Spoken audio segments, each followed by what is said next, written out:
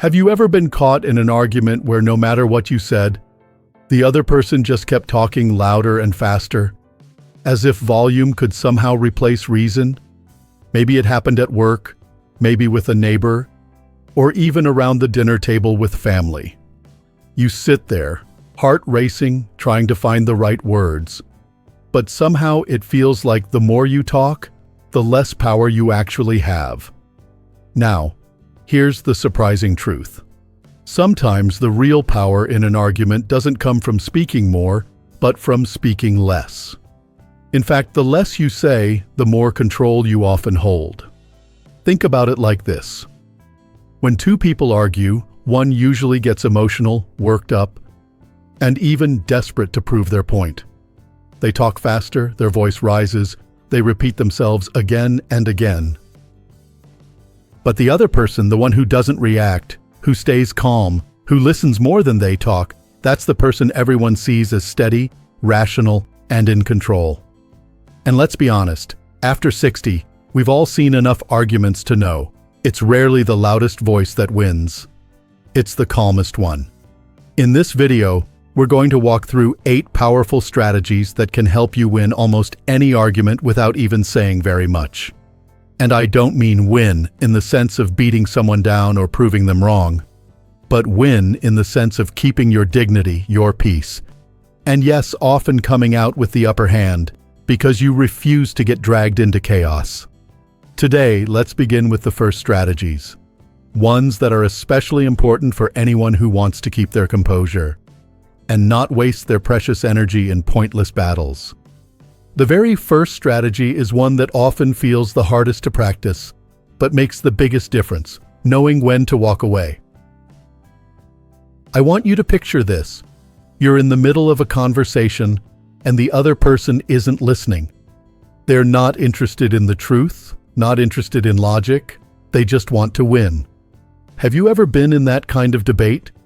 It's exhausting. And the more you argue, the more you're giving them exactly what they want. Your attention, your energy, your frustration. The secret is that sometimes the strongest move isn't pushing back at all, but simply saying, "You could be right," and stepping away. That's it. Imagine how disarming that is. They're ready for a fight, and you simply refuse to provide it. I remember a man named Frank who worked in an office with a colleague that loved to argue about everything. No matter what the subject was, this person had to be right. Frank could have spent hours trying to reason with him, but instead, one day, he decided to stop feeding the fire. In the middle of another heated debate, Frank simply said, "Maybe so," and went back to his work. His colleague was left speechless, frustrated, and with nowhere to go. Frank didn't lose that argument. He actually won it by refusing to play. That's the kind of wisdom that comes with age, realizing not every battle is worth your time. When you learn to walk away, you protect your energy and your peace of mind. You also send a clear signal. You can't be baited, and you won't waste yourself on meaningless quarrels. That alone puts you in control, because control isn't about overpowering someone else. It's about mastering yourself. Now, let's move into the second strategy, which is about what happens when you do choose to stay in the conversation. And it's this: staying calm while the other person loses control. This is where the real power lies. Most people think arguments are won with the sharpest points or the loudest voice, but that's simply not true. Arguments are won by the person who remains steady when the other person unravels. There's a story I love about a woman named Linda. She was in a meeting where a coworker was furious, shouting and throwing accusations around. Everyone expected Linda to snap back, but she didn't. She sat there, calm, listening, never raising her voice, never rolling her eyes. And when the storm finally burned itself out, Linda responded in a measured, logical way. Do you know what happened? Everyone in the room sided with her. Not just because she had good points, though she did, but because she had the composure that her colleague lacked. Here's the lesson. When you stay calm, you shine a light on the other person's lack of control. The louder they get, the weaker they appear. The calmer you are, the stronger you look. People watching, and yes, there are almost always people watching, naturally gravitate toward the one who seems most rational. So how do you do this in real life? The first step is to pause before reacting. The moment you feel anger bubbling up, take a breath. Don't let them drag you into their storm. Second, lower your voice. If they're yelling, your calm tone will only highlight their instability. And finally, simply observe. Let them expend their energy. They will run out of steam eventually, and when they do, you'll still be composed. That brings us to another powerful approach, one that builds directly on this calm composure, refusing to take the bait. Because let's be honest, most arguments aren't about truth. They're about reaction. Someone pokes at you, hoping you'll snap so they can say, "See, you're the unreasonable one." But what if you simply refuse to react? Take George, for example. He had a neighbor who loved to provoke him, making snide comments about his yard, his car, even the way he walked his dog. George could have exploded. He could have matched insult for insult. But instead, he stayed calm, answered with simple logic, and sometimes just smiled. The result? His neighbor ended up looking petty and angry, while George looked unshakable. Over time, the neighbor actually stopped trying, because it wasn't fun anymore. George had flipped the trap back on him by not giving him what he wanted. This works because people who argue with emotion are seeking validation. They want your anger as proof that they've gotten under your skin. But when you remain detached, they're left grasping at air. They can shout, sneer, or mock, but if you don't rise to it, their efforts crumble. You end up holding all the cards simply because you didn't play theirs. So far, we've talked about walking away from fights that aren't worth it, holding your calm when others lose theirs, and refusing to take the bait that would drag you into pointless emotional chaos. These three strategies already have the power to change how you approach any disagreement. And the beauty of them is that they don't require clever words, endless explanations, or loud voices. They only require discipline, patience, and a willingness to value peace over pointless noise.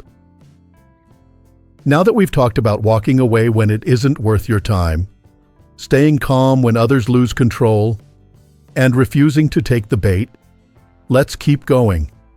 Because there are more subtle yet powerful ways to turn the tide of any disagreement without ever raising your voice. One of the smartest things you can do in a heated exchange is to ask sharp questions instead of defending yourself. Most of us, when someone attacks us or questions our choices, feel an immediate urge to explain. We go into defense mode, laying out reasons, piling on evidence, and desperately trying to prove we're right. But here's the problem with that. The moment you start defending yourself, you've already handed them control. You're reacting to them instead of making them respond to you. The better move? Ask questions that put the burden back on them. Think about Carol, a retired teacher who was challenged by a neighbor about her choice to lead a community project. The neighbor claimed her ideas were unrealistic.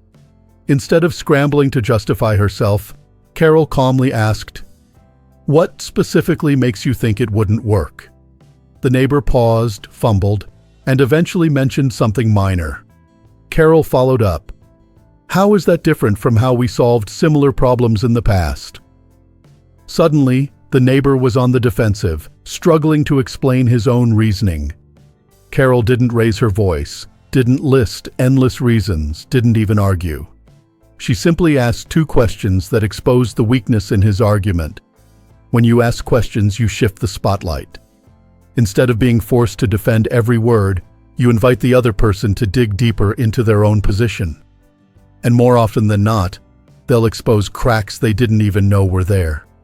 The beauty of this tactic is that it makes people think harder without you having to do the heavy lifting. You don't have to be combative. You just have to be curious, calm, and a little strategic. This leads us naturally to another powerful strategy, letting the other person talk themselves into a corner.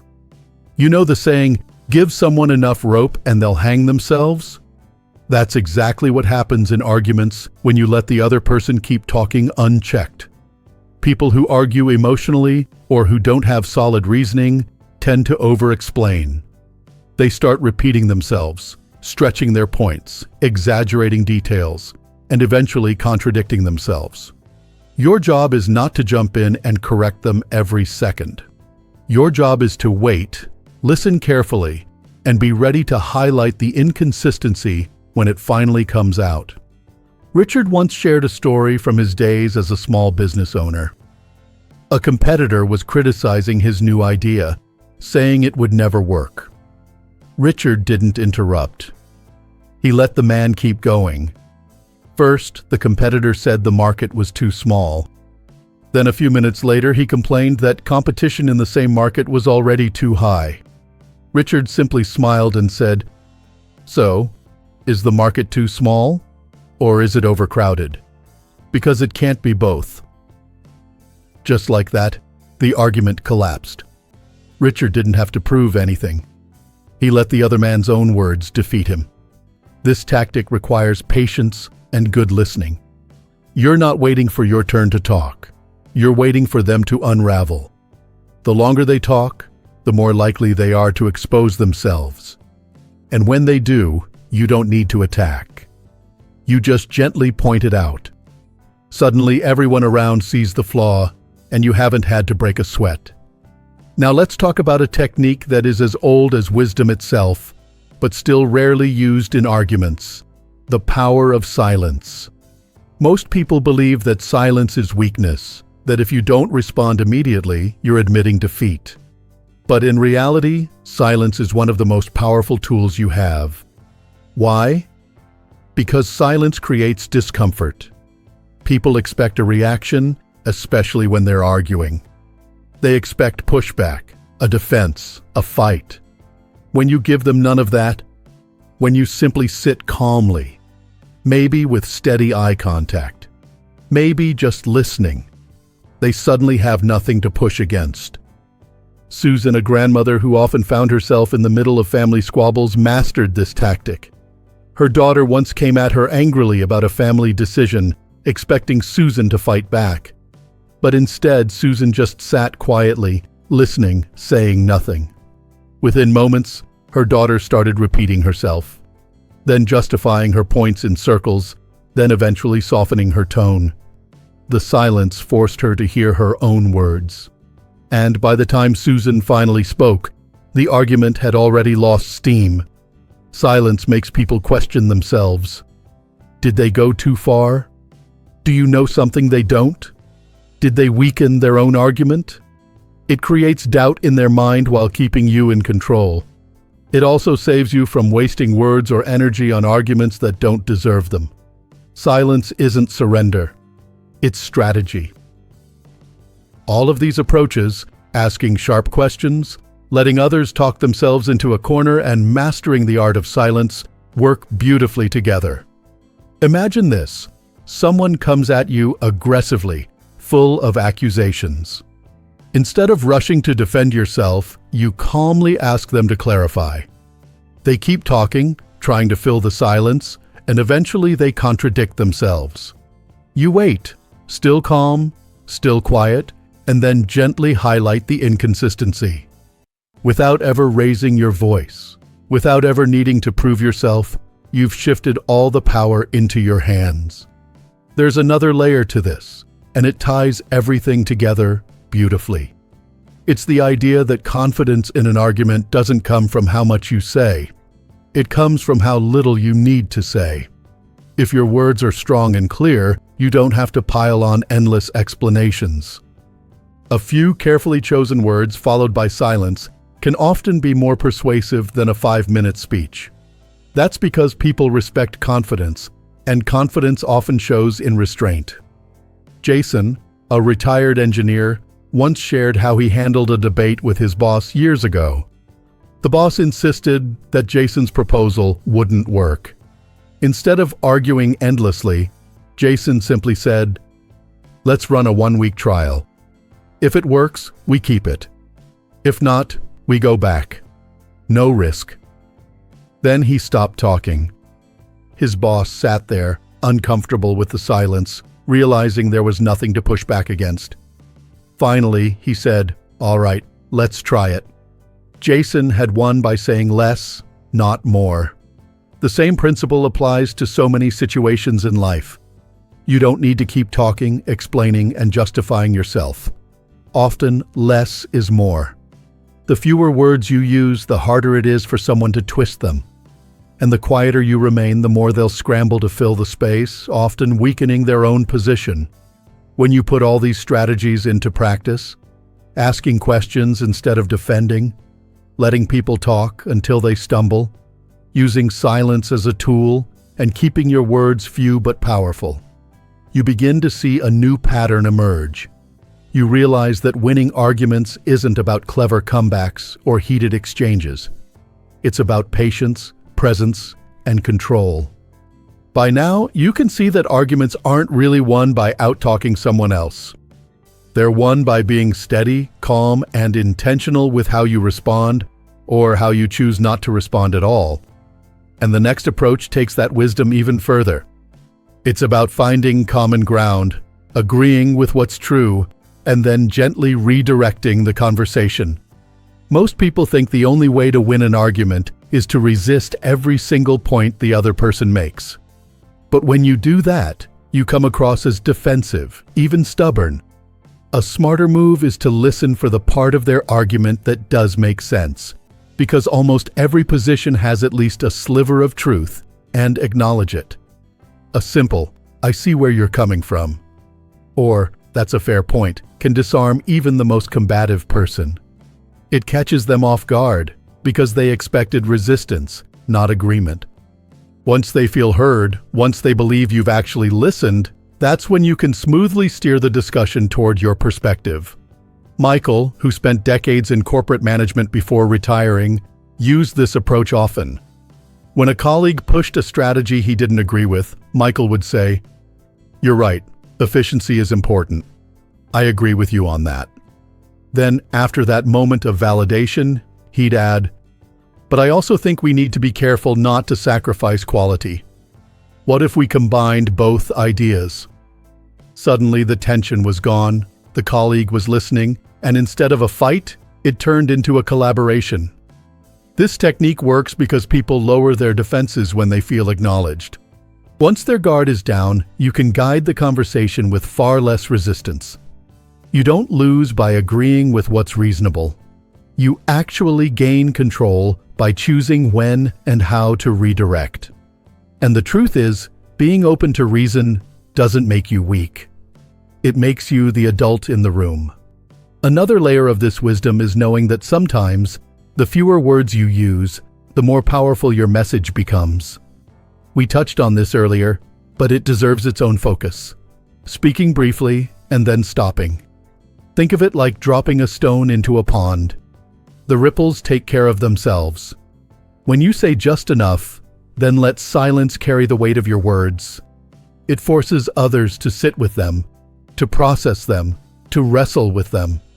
Eleanor, who worked as a nurse for most of her life, told me how she once dealt with an administrator who resisted her proposal for improving patient care. Instead of arguing in circles, she said, "We can test it for 1 month. If it works, great. If not, we stop. There's no risk." Then she simply stopped talking. The administrator shifted in his chair, sat in silence for a moment, and finally said, "All right, let's give it a try." Eleanor didn't win that discussion by out-talking him. She won by saying just enough, then letting silence do the work. When you speak less, you also leave less room for someone to twist your words or poke holes in your reasoning. Your confidence shines not in the number of words you use, but in your willingness to let them stand on their own. It's a discipline for sure. Many of us feel the urge to keep explaining ourselves, but once you master it, you'll see how liberating it is. And now we come to the final strategy, one that ties all the others together, knowing when to walk away. You might be thinking, didn't we already talk about that at the beginning? Yes, But here's why it deserves the final word. Walking away isn't just a first move to avoid wasting time. It's also the ultimate move when you've decided a conversation has no more value. It's a reminder that your peace of mind is worth more than winning every battle. Ben, a retired salesman, once told me about a colleague who loved to argue just for the sake of it. Every meeting turned into a tug of war over trivial things. For a while, Ben tried to reason with him, tried to prove his points. But one day, in the middle of another circular argument, Ben stopped and said, "You might be right," and walked away. The colleague was stunned. There was nothing left to fight about, and Ben went home with his energy intact. That's the wisdom we all learn, especially as we grow older. Not every hill is worth dying on. Not every battle is worth fighting. Sometimes the strongest thing you can do is preserve your peace and let them have the last word, knowing that it doesn't actually change the truth. When you weave all these strategies together, walking away when necessary, staying calm while others lose their temper, refusing to take the bait, asking questions instead of defending, letting people talk themselves into contradictions, using silence to your advantage, agreeing with what's true then redirecting, speaking briefly and confidently, and yes, knowing when to walk away again, you end up with a toolkit that protects your dignity, preserves your energy, and often leaves you standing as the calmest, most respected voice in the room. What's powerful about these strategies is that they're not about manipulation. They're not about crushing someone else or humiliating them. They're about choosing peace over chaos, control over reactivity, and wisdom over noise. And isn't that exactly what we want more of, especially after 60? Life's too short to waste on arguments that lead nowhere. So next time you find yourself in a heated exchange, remember, you don't need to shout to be heard. You don't need to keep explaining yourself to prove your worth. You don't need to win every small battle to come out ahead. Sometimes, the less you say, the stronger you appear. Sometimes, silence itself is your victory. And here's what I want you to take away from this. The person who stays calm, who listens, who doesn't overreact, that's the person others look up to, the one others remember. That can be you. You don't need clever comebacks. You don't need rehearsed speeches. You already have everything you need to win any argument without saying much at all. Patience, presence, and the wisdom you've earned through a lifetime of experience. If you found value in these strategies, I'd love to hear about it. Share your thoughts in the comments below. Have you ever used silence to win a debate? Have you ever walked away and realized later it was the best choice you could have made? Your stories might inspire someone else in this community who needs a reminder that they're not alone in facing these situations. And if you enjoyed this video, don't forget to give it a like and subscribe to Strong Elderly Life, where we share practical tips and uplifting insights to help you live your best years with strength, dignity, and joy. Remember, your voice matters, not because it's the loudest, but because it's steady, wise, and rooted in experience. You don't have to out-talk anyone to hold your ground. Sometimes the quietest person in the room has the most authority. That can be you. So here's to living your life with calm confidence, to choosing peace over pointless conflict, and to embracing the power of saying less and being more. Because at the end of the day, the strongest move you can make in any argument is to know that you don't need to prove yourself to anyone. You've already won by staying true to yourself.